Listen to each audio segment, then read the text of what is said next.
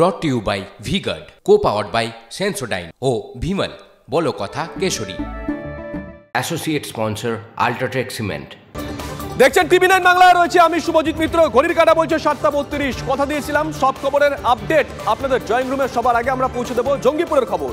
রঘুনাথগঞ্জে BJP প্রার্থীর agent বসতে বাধা দেওয়ার অভিযোগ। সেকেন্দ্রা হাই স্কুলের 59, 60, 61 নম্বর বুথের ঘটনা। তাঁতিপাড়ার কাছে বিজেপির এজেন্টদের আটকে দেওয়া হয় বলে অভিযোগ। জঙ্গিপুর লোকসভা কেন্দ্রের অন্তর্গত রঘুনাথগঞ্জ বিধানসভার সেকেন্দ্রা অঞ্চল। এখানে বিভিন্ন দলের এজেন্টরা রয়েছেন, তারা বুঝে নিচ্ছেন যে এই প্রক্রিয়াটি কীভাবে চলবে। মকপলের প্রক্রিয়া কি শেষ হয়ে গেছে? হ্যাঁ স্যার, শেষ হয়ে গেছে। এখানে মাত্র আমরা 2জন এজেন্ট পেয়েছি। হ্যাঁ, 2টি দলের 2জন এজেন্ট পেয়েছি আমরা। এসছেন পোলিং এজেন্ট? আপনি এসছেন? আপনি কোন? আমি টিএমসি ফজলুর রহমানের। আর একজন পোলিং এজেন্ট? আপনি? নির্দল। পাশে 61 নম্বর বুথ রয়েছে। সেই 61 নম্বর বুথের যারা প্রিসাইডিং অফিসার রয়েছেন তাদের সঙ্গে একটু কথা বলবো। এজেন্টরা সব এসে গেছে? দুটো দলের এসছে। কোন কোন দল? টিএমসি আর একজন নির্দল। শুধুমাত্র তৃণমূল এবং নির্দল দলের এজেন্টরাই এখানে এসছে। অন্য দলের কোনো এজেন্ট এখনো পর্যন্ত আসেনি। কেন আসেনি তারা? কি কারণে তারা এখন আসতে পারেনি? বিজেপির অভিযোগ যে তাদের যে এজেন্ট, তাদেরকে এজেন্টকে ঢুকতে বাধা দেওয়া হচ্ছে এখানে, এবং সেই কারণেই এখনও পর্যন্ত বিজেপির যারা এজেন্ট তারা এখানে পৌঁছতে পারেনি, বা বিরোধী দলের অন্য যারা রয়েছেন তারাও পৌঁছতে পারেনি। ক্যামেরায় অমিত দাসের সঙ্গে সৌরভ দত্ত, টিভি 9 বাংলা, সেকেন্দ্রা। এদিকে ভোট শুরু হতেই কমিশনে একের পর এক অভিযোগ। সকাল 7টা পর্যন্ত নির্বাচন কমিশনে 24টি অভিযোগ জমা পড়েছে এখনো পর্যন্ত, যা জানা যাচ্ছে। সৌরভ আমাদের সঙ্গে রয়েছেন টেলিফোনে, আমাদের সহকর্মী সৌরভ। দেখো, এখনো পর্যন্ত তৃণমূল সূত্রে যেটা জানানো হয়েছে যে 7টার মধ্যে 24টি অভিযোগ জানানো হয়েছে। 24টি অভিযোগের মধ্যে 19টি কিন্তু মালদা, দক্ষিণ মালদা এবং উত্তর মালদা মিলিয়ে 19টি অভিযোগ। বাকি অভিযোগগুলি মুর্শিদাবাদ কেন্দ্রিক। অর্থাৎ সকাল শুরু হতেই কিন্তু আমরা একটা জিনিস দেখতে পাচ্ছি, একদিকে বিক্ষিপ্ত কিছু ঘটনা ছাড়া মুর্শিদাবাদের মতো জায়গা যেখানে আগের রাত থেকেই ব্যাপক রকম তাণ্ডব শুরু হয়, বিগত দিনগুলিতে তো আমরা দেখেছি, কিন্তু এবার কিন্তু ততটা অশান্তি নেই। কিন্তু তৃণমূল কংগ্রেসের তরফে মালদা মুর্শিদাবাদকে কেন্দ্র করে বেশ কিছু অভিযোগ করা হয়েছে। মূলত ইভিএম কাজ করছে না, এই ধরনের অভিযোগের সংখ্যাই বেশি। শুভজিৎ, নজর থাকবে সৌরভ, নজর রাখো। ভোট শুরু হতেই কমিশনে একের পর এক অভিযোগ। সকাল 7টা পর্যন্ত নির্বাচন কমিশনে 24টা অভিযোগ জমা পড়েছে যেমনটা জানা যাচ্ছে, যার মধ্যে 19টাই মালদা থেকে জমা পড়েছে। সৌরভ আমাদের সহকর্মী যে কথা বলছিলেন শিরূপা মিত্র চৌধুরী, মালদা দক্ষিণের বিজেপি প্রার্থী কি বলছেন সরাসরি শোনাবো। রিটার্নিং অফিসারকে জানানো হয়েছে, লোকে একটু বিরক্ত হচ্ছে, কেন সকাল থেকে 6:30 থেকে বসেছেন তারা। তো দেখছি আগে কি হচ্ছে। এটা তো একটু সমস্যায় ফেলবে ভোটারদের, মানে ভোটাররা তো প্রত্যেকটা বুথে এরকম দেখছি যে ইভিএম কাজ করছে না। বুঝতে পারছি না, 3-4টে কমপ্লেন পেলাম এখনো পর্যন্ত, দেখছি।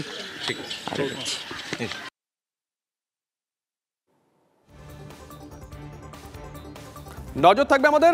অতিথি যারা আছেন একে একে যাই। প্রদীপদা, আপনাকে দিয়ে শুরু করি। প্রদীপদা, এটা বোধহয় আপনাদের কাছে লিটমাস টেস্ট নাকি মুর্শিদাবাদটা? মোহাম্মদ সেলিম, দুটো প্রশ্ন এখানে। এক, আপনাদের যে ভোট রামে গেছিল সেটা বামে ফিরবে তো? 2, কংগ্রেস ভোট দেবে তো? এখন আশাবাদী? প্রথম বিষয় হচ্ছে, ভোট কোনো রাজনৈতিক দলের পৈতৃক সম্পত্তি না। আমাদের ভোট রামে গেছিল কি বামে ফিরবে কিনা তার উপর দাঁড়িয়ে তো নির্বাচনে আমরা লড়াই করছি না। আর কংগ্রেসের সাথে আমাদের জোট হয়েছে। নিশ্চিতভাবে বহরমপুর এবং মুর্শিদাবাদে যেভাবে সেলিমদা এবং অজিতদা একসাথে প্রচার প্রক্রিয়া থেকে শুরু করে আজকে পর্যন্ত কাজ করছে, কংগ্রেস আমাদের জোটসঙ্গী আমাদের ভোট দেবে এই আশা তো স্বাভাবিক। আমরা কংগ্রেসকে ভোট দেব, এটা স্বাভাবিক বিষয়, এটা অস্বাভাবিক কিছু না। এই নির্বাচন হচ্ছে নির্দিষ্টভাবে কেন্দ্র এবং রাজ্যের দুটো সরকারের দুর্নীতির বিরুদ্ধে। মানুষ রায় দেবে দুর্নীতির বিরুদ্ধে। আমাদের রাজ্যে চাকরিহারা যারা যোগ্য তাদেরও এখন চাকরি চলে যাচ্ছে কোর্টের রায়ের ফলে। শুধুমাত্র একটা রাজনৈতিক দল তারা দুর্নীতি করেছে বলে এবং তাদের মন্ত্রী থেকে নেতারা কোটি কোটি টাকা দিয়ে চাকরি বিক্রি করেছে বলে যারা যোগ্য প্রার্থী ভোট বাধ্য হচ্ছে তাদেরও সহ প্যানেল ক্যান্সেল করতে। বেশ, বুঝতে পেরেছি। আসবো বিরুদ্ধে আসবো প্রদীপ, এক মিনিট। শিরূপা মিত্র চৌধুরী, তার সঙ্গে কথা বলছেন প্রদীপ্ত কান্তি ঘোষ আমাদের সহকর্মী। আসবো, তার আগে নরেন্দ্র মোদী, তিনি ভোট দিতে যাচ্ছেন, গান্ধীনগরে পৌঁছে গেছেন তিনি। আমরা সকাল থেকে দেখাচ্ছিলাম নরেন্দ্র মোদী, তিনি গান্ধীনগরের ভোটার, পৌঁছে গেছেন নরেন্দ্র মোদী।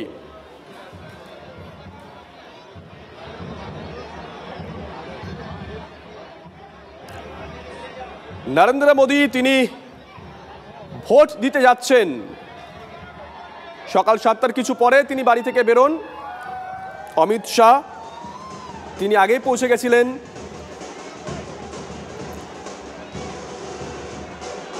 দুজনেই কিন্তু তাৎপর্যপূর্ণভাবে আজকে বাংলায় এক্স মাধ্যমে পোস্ট করেছেন, অর্থাৎ নজর যে বাংলায় সেটা খুব পরিষ্কার। গান্ধীনগর লোকসভা কেন্দ্র 1989 সাল থেকে বিজেপি দখলে রয়েছে। 1996 সালে এই কেন্দ্র থেকে জয়ী হন অটল বিহারী বাজপেয়ী। 1998 থেকে 2019 পর্যন্ত এই গান্ধীনগর কেন্দ্রের সাংসদ ছিলেন লালকৃষ্ণ আডবাণী। 2019-এ অমিত শাহ এই কেন্দ্র থেকে জয়ী হন। অমিত শাহ, নরেন্দ্র মোদী একসঙ্গে এই মুহূর্তে আমরা যে ছবি দেখাচ্ছি, নরেন্দ্র মোদী ভোট দিতে যাচ্ছেন, তিনি গান্ধীনগরের ভোটার। অমিত শাহ সেই কেন্দ্রের প্রার্থী। নরেন্দ্র মোদী আমজনতার উদ্দেশ্যে হাত নাড়ছেন, প্রত্যেকে চাইছেন এই মুহূর্তটাকে ক্যামেরাবন্দি করে রাখতে। এই মুহূর্তে আমরা যে ছবি দেখাচ্ছি, ভোট দিতে যাচ্ছেন নরেন্দ্র মোদী। গান্ধীনগর কেন্দ্রে তিনি ভোটার, এই কেন্দ্রের প্রার্থী অমিত শাহ। একাধিক হেভিওয়েট আজকে তাদের ভাগ্য পরীক্ষা। আমরা এই মুহূর্তে গান্ধীনগরের ছবি দেখাচ্ছি সরাসরি। অমিত শাহ সকাল সকাল পৌঁছে গেছিলেন, 7টার কিছু আগে বাড়ি থেকে বেরোন নরেন্দ্র মোদী, তিনি পৌঁছে গেছেন গান্ধীনগরে। জ্যোতির্ময় আমাদের সঙ্গে রয়েছেন, আমাদের সহকর্মী টেলিফোনে। জ্যোতির্ময়, আমরা দেখছি সেই ছবি কিন্তু বর্ণাঢ্য ছবি। প্রধানমন্ত্রী নরেন্দ্র মোদী তিনি তার নিজের গাড়ি থেকে নেমে প্রায় কয়েকশো মিটার রাস্তা তিনি হেঁটে যাচ্ছেন। রাস্তার দুধারে সাধারণ মানুষ দাঁড়িয়ে রয়েছে, রাস্তার দুধারে ব্যারিকেড করা হয়েছে, বিজেপির পতাকা দিয়ে সাজানো হয়েছে এবং মানুষের উদ্দেশ্যে হাত নাড়তে নাড়তে সঙ্গে কেন্দ্রীয় স্বরাষ্ট্রমন্ত্রী অমিত শাহকে নিয়ে প্রধানমন্ত্রী নরেন্দ্র মোদী তিনি ভোট দিতে যাচ্ছেন। এই ছবির মধ্যে দিয়ে কিন্তু একটা বার্তা দেওয়ার চেষ্টা হচ্ছে এবং বিরোধীরা কিভাবে নেবে এই ছবিকে সেদিকেও কিন্তু সারা দিনভর খবরের ডেভেলপমেন্টের দিকে আমাদের নজর থাকবে। প্রধানমন্ত্রী নরেন্দ্র মোদী তিনি 2014 নির্বাচনে তিনি নিজে বার্তা দিয়েছিলেন যে সকালে উঠে প্রথমে মতদান, তারপরে জলপান, এবং সেই কাজই কিন্তু তিনি 2024-এও করছেন। একেবারে সকাল 7:30টার মধ্যে তিনি পৌঁছে গিয়েছেন। এই মুহূর্তে যে ছবি আমরা দেখতে পাচ্ছি যে বিজেপির কর্মী সমর্থকরা বিজেপির প্রতীক, পদ্ম ফুল চিহ্ন, বিজেপির ফ্ল্যাগ এবং তার পাশাপাশি অন্যান্য পতাকা, পেস্টুন নিয়ে প্রধানমন্ত্রীকে স্বাগত জানাচ্ছেন। বিরাট পুলিশ বাহিনী তারা নিরাপত্তা বলয় তৈরি করে রেখেছে এবং প্রধানমন্ত্রী তিনি হাত নাড়তে নাড়তে এগিয়ে যাচ্ছেন এবং তিনি সকাল সকাল নিজের ভোট তিনি দিচ্ছেন। নির্বাচন কমিশনের কাছে এবার একটা দায় রয়েছে। গত দুটো দফায় যেহেতু প্রত্যাশিত হারে ভোটদান হয়নি, তাই ভোটের হার বাড়ানো সেটা যথেষ্ট গুরুত্বপূর্ণ। প্রধানমন্ত্রী নিজে রাস্তায় নেমে জনগণের উদ্দেশ্যে হাত নেড়ে যখন ভোট দিতে যাচ্ছেন, তখন ভোটের হার তৃতীয় দফায় বাড়ে কিনা আমাদের নজর সেদিকেও থাকবে। নজর থাকবে। জ্যোতির্ময়, সঙ্গে থাকো। এই মুহূর্তে আমরা দেখাচ্ছি, তুমি যে ছবির কথা বলছিলে, নরেন্দ্র মোদী তিনি কয়েকশো মিটার হেঁটে যাচ্ছেন। অমিত শাহ তার সঙ্গে রয়েছেন। অমিত শাহ সকাল সকাল পৌঁছে গেছিলেন বুথে, কারণ তিনি এই কেন্দ্রের প্রার্থী। গান্ধীনগর কেন্দ্র, এই কেন্দ্রের একটা ঐতিহ্য রয়েছে। অটল বিহারী বাজপেয়ী এই কেন্দ্র থেকে জয়ী হয়েছিলেন 1996 সালে। তারপর 1998 থেকে টানা 2019 পর্যন্ত এই কেন্দ্রের সাংসদ ছিলেন লালকৃষ্ণ আডবাণী। আজকে সকাল সকাল দুজনেই কিন্তু এক্স মাধ্যমে বাংলায় পোস্ট করেছেন। মহানন্দী এক্স মাধ্যমে পোস্ট করছেন বাংলায় নরেন্দ্র মোদী, কয়েক মিনিট পরে অমিত শাহ। হ্যাঁ, আসলে বিজেপি পার্টির এবারের যে ভোটটা ইস্টার্ন জোন বা মানে পূর্ব ভারতের জন্য খুব গুরুত্বপূর্ণ। তার কারণ হচ্ছে যে আমরা সবাই জানি, ভোট সমীক্ষা করে যেটুকু বেরিয়ে আসছে যে বিজেপির যে গড় যেগুলো মূলত যেটা উত্তরপ্রদেশ, বিহারে একটা জোট সঙ্গী ইত্যাদি, এই জায়গাগুলো থেকে বিজেপির ভোট বাড়ার সম্ভাবনাটা কিন্তু আর বিশেষ নেই। মানে একটা স্যাচুরেশন পয়েন্টের কাছাকাছি আছে। দাক্ষিণাত্যের কথা তো আমরা জানি, সেখানে বিজেপির একটা কঠিন লড়াইয়ের জায়গা। বাকি রইল এই পূর্ব ভারতের জন্য, সেই জন্য তারা মানে ভীষণভাবে আগ্রহী। আগের বারও তাই করেছিলেন, এবার তারা এসে প্রচুর জনসভা করছেন। এবং যেহেতু বাঙালিদের কালচার বা সংস্কৃতির সঙ্গে এই ভারতীয় জনতা পার্টির যে মূল মানে যেটা আমরা দেখতে পারি যে হিন্দি বলয়ের সংস্কৃতির পার্থক্য আছে, কাজে এই সংস্কৃতিটাকে যদি মানে নিজেদের মতো করে না করে নেওয়া হয় তাহলে যে সমস্যা আছে সেটা তারা জানেন। সেজন্যই বাংলায় তারা পোস্ট করছেন বা কিছু কিছু বাংলা শব্দ ব্যবহার করছেন, বাঙালিদের মনের কাছাকাছি পৌঁছবার চেষ্টা করছেন। আপনার কথা প্রসঙ্গে যাই বসুন্ধরার কাছে। বসুন্ধরা, খুব পরিষ্কার লুক ইস্ট নীতি নিয়েছে বিজেপি। মহানন্দাদি নিজেও যে কথা বললেন, আপনারা ইস্টে রাজনীতি করেন, আপনাদের রাজনৈতিক দল। হ্যাঁ, এটাই যে ভোটারদের যেভাবেই হোক মন জয় করার চেষ্টা করছে, কারণ এত দূর মানে কর্মসংস্থানের অভাব, এই রকম মূল্যবৃদ্ধি, মানে এখন একটা ইমোশনালি কোনো একটাভাবে বাঙালি হওয়ার একটা আপ্রাণ চেষ্টা করছে। কিন্তু এটা কিছুতেই বুঝতে পারছে না যে বিজেপির যে রাজনৈতিক চিন্তাভাবনা বা যে ভাবনা, এইটাতে বাঙালির ভোট প্রভাবিত হওয়ার কোনো জায়গা নেই।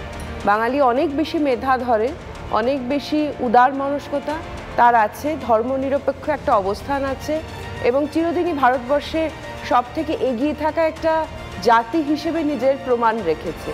তার আধ্যাত্ম বোধও অন্য ধরনের। বিজেপি যে ধরনের হিন্দুত্বের কথা বলে, বাঙালি সেই হিন্দুত্বকে আজ পর্যন্ত দেখেওনি পর্যন্ত। কিন্তু কতগুলো লুম্পেন আর কতগুলো ভুল দুর্নীতির কথাবার্তা বাংলার ওপর চাপিয়ে অসম্ভবভাবে প্রভাবিত করার চেষ্টা করছে। সহমত আপনি? হ্যাঁ, পার্টলি তো বটেই, আংশিকভাবে সহমত এবং মহানন্দ কাঞ্জিলালের সাথেও সহমত। কিন্তু সবচেয়ে দুঃখের কারণ এটা বিজেপি খুব ভালো বুঝেছে যে 10 বছর ক্ষমতায় থাকার পর অ্যান্টি ইনকামবেন্সিটা তাদের ভীষণভাবে বেড়েছে। তাদের বিপক্ষে মানুষ যাচ্ছেন বিভিন্ন কারণের জন্য। ডেভেলপমেন্ট থেকে আরম্ভ করে ভারতবর্ষের বেকার বেড়েছে, ভারতবর্ষে দ্রব্যমূল্য বৃদ্ধি হচ্ছে, ভারতবর্ষে চীন ঢুকে গেছে দীর্ঘ জায়গা নিয়ে, সেটা আলাদা আলোচনা। কিন্তু ঘটনা যেটা হয়েছে আমরা দেখতে পারলাম যে ইলেকশন কমিশন এই যে হাত নাড়াতে যাচ্ছেন নরেন্দ্র মোদী, এটি ইলেকশন কমিশনের অবশ্যই বন্ধ করা উচিত ছিল। কারণ ওই দিনও হাত নাড়াতে পারেন না, উনি যাবেন গিয়ে ভোটটা দিয়ে চলে আসবে, এটাই পারেন, আর কিছু পারেন না।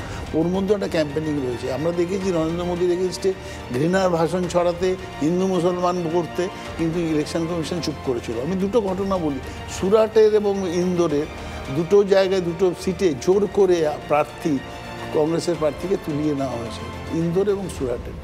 হ্যাঁ, জোর করে। সেটা অর্থের বিনিময় হতে পারে, সেটা প্রশাসনিক ভয় দেখিয়েও উঠিয়ে নিয়েছে। এবং কৈলাস বিজয়বর্গীয় একটা গাড়ির মধ্যে ছিল, তাকে জোর করে উঠিয়ে নিয়েছে। বেশ, বুঝতে পেরেছি। আমি চট করে তন্ময়বাবু, দেখুন, আমি যেটা বলছি যে এটাই আপনি যেটা বললেন লুক ইস্ট, এটা লুক ইস্ট নয়, বিজেপির হচ্ছে লুক ইস্ট, উত্তর দক্ষিণ পূর্ব পশ্চিম। কারণ আমরা এবার টার্গেট সেট করেছি 400 পার, আর সেই 400 পার মানে সমস্ত দেশের কাছে আমরা যাব, গিয়ে ভোট চাইব।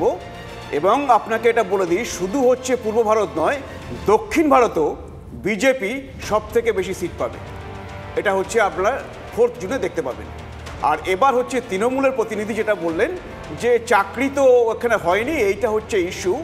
আরে মুখ্যমন্ত্রীর কাছে 10 লাখ চাকরি হয়ে রেডি হয়ে আছে, তিনি অপেক্ষা করছেন ইডি সিবিআই চলে গেলে আবার খোলা বাজারে বিক্রি করবেন। শুধু তো তাহলে তো এই রাজ্যে ছেলেমেয়েরা তো বেকার হয়ে থাকবেই, কারণ তার কাছে চাকরি রয়েছে, তিনি চাকরি দিচ্ছেন না। না, এটা তো গোটা দেশের নির্বাচন। বিধানসভা নির্বাচন হলে একটা রাজ্য কেন্দ্রিক আক্রমণ করে যাচ্ছেন আপনারা, ঠিক আছে, এটা তো গোটা দেশের নির্বাচন। গোটা দেশে যদি আপনি বলেন তাহলে হচ্ছে, যদি চাকরির ক্ষেত্রে বলেন, এখন হচ্ছে বেকারত্বের হার 3.2%, সেটা হচ্ছে লোয়েস্ট। এবার হচ্ছে আপনি অন্য যে কোনো ক্ষেত্রে দেখবেন, আপনি কোন প্যারামিটারটা বলুন, আমি এখনই বলে দিচ্ছি। আর তৃণমূলেরটা দেখুন, আমাদের রাজ্যটা কিন্তু আমাদের কথা বলতে হবে। আমরা তো শুধু গোটা দেশ নিয়ে কথা বললাম আর রাজ্য থাকলো পিছিয়ে, সেটা তো হবে না। এবার এই আমাদের এখানে দেখুন, আজকেই সুপ্রিম কোর্টে হচ্ছে হিয়ারিং রয়েছে, 26,000 ছেলে মেয়ে চাকরি চলে গেছে, তাদের মধ্যে যারা যোগ্য তারা রাস্তায় বসে কাঁদছে। তো এই হচ্ছে রাজ্যের সার্বিক চিত্র, সমস্ত ক্ষেত্রে দুর্নীতি, সমস্ত ক্ষেত্রে। আর তাছাড়া আপনি তো এই বাহুবলী, এই শাহজাহান, এগুলো তো আছেই। তো এটাই গোটা দেশের ভোট আপনি উনি বলছিলেন একটা ভুল গোটা তথ্য দেশের দিলেন, সেটা হচ্ছে আমার কাছেই আছে। আনএমপ্লয়মেন্ট রেট 2019-এ ছিল 5.27, এখন সেটা মোর দ্যান 7%। একদমই উনি ঠিক বলছেন না। এটা কোন ডেটা দেখছেন তার উপরে ডিপেন্ড করছে। আরেকটা ডেটা আছে 3.2%। না না, একেবারেই এখন সিলেক্টিভলি বললে হবে না। উনি বললেন 400 পার সাউথ থেকে নাকি মারাত্মকভাবে জিতবেন। আমার কথা হলো 400 পার করতে গেলে বাংলাদেশ, পাকিস্তান, আফগানিস্তান থেকেও সাংসদ ভাড়া করতে হবে, তাহলে সম্ভব না। কারণ হলো 39টা সিট বিহারে আছে। বিজেপি ইতিমধ্যেই খোদ শীর্ষ নেতৃত্ব তারা বলেছেন যে একমাত্র রাজনৈতিক দল যারা ম্যাজিক ফিগারের ওপর প্রার্থী দিয়েছে, আর কোনো রাজনৈতিক দল দিতে পারেনি। ইনফ্যাক্ট আপনারাও দিতে পারেননি, এত বছর কেন্দ্রে ছিল। এনডিএতে এমন এমন শরিক আছে যারা পঞ্চায়েত নির্বাচনে লড়েনি, তাদের কাছ থেকে তাদের ডেকে মিটিংয়ে বসেছিল। এই আমরা যখন বসলাম ইন্ডিয়া জোট, আমি একটা অন্য কথা তার থেকে বেশি সংখ্যক প্রার্থী একমাত্র বিজেপি দিতে পারে। সেটা বেশি সংখ্যক প্রার্থী দেওয়া মানে বেশি সংখ্যক জেতা তা নয়। আমি একটা জিনিস বলে দিচ্ছি, আজকের ডেটে 39টা সিট বিহারে আছে, 39টা পেয়েছে। 48টা সিট মানে আসন রয়েছে মহারাষ্ট্রে, 42টা পেয়েছে। হ্যাঁ, সাথে কর্ণাটকে 28টা আছে, 26টা পেয়েছে। এখন ওই মহানন্দ কাঞ্জিলাল বলছিলেন যে এখন স্যাচুরিটি 10 বছর হয়ে গেছে, নরেন্দ্র মোদীকে দেখে নিয়েছে, ভাষণবাজি ছাড়া কিচ্ছু করেনি। ডক্টর মুখার্জি খুব রিসেন্টলি রাজনীতিতে এসছেন, তাই ইমোশনালি কিছু বলে ফেলতে হবে বা ইমোশনাল হয়ে পড়েছেন বা বেশি কিছু বলতে হবে, সেই জন্য চিল্লাচ্ছেন। আসলে তা না, ভারতবর্ষ জুড়ে আমি অনেক 3 ঘন্টা সময় পাবো ঝগড়া করার, 3 ঘন্টা সময় পাবো। সারা ভারতবর্ষ জুড়ে বেকার বাড়ছে, কর্মসংস্থান কমছে, প্রাইভেটাইজেশন হচ্ছে, ডিমনিটাইজেশনের পর থেকে এমএসএমই কমে গেছে। বিকল্প কি? বিকল্প কংগ্রেস, যেটা মনমোহন সিং দেখিয়েছে সেই বিকল্প এখনো বলতে পারছেন না কংগ্রেস এবং তার শরিকরা। ইউপিএ 1 ইউপিএ 2-তে যা মনমোহন সিং সিদ্ধান্ত নিয়েছেন তার বাইরে নরেন্দ্র মোদী আজও চলতে পারছেন। Brought to you by V-Guard, co-powered by Sensodyne ও ভিমল, বলো কথা কেশরী। Associate sponsor UltraTech cement.